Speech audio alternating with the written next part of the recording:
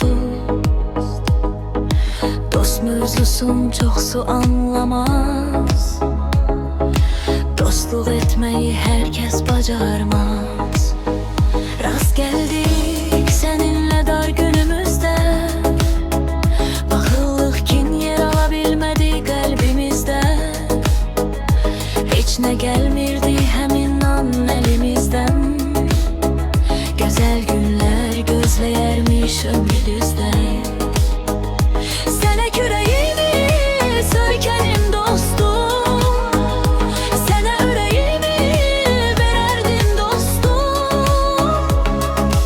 Dost kelimesi yaşayar ölmez, dost kelimesi hecaya bölünmez.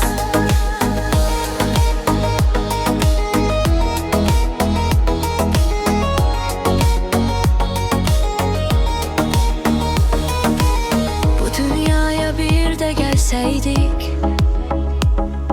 seni yeniden dostum seçerdim.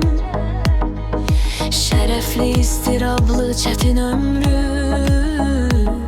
bu yolu seninle birge giderdim.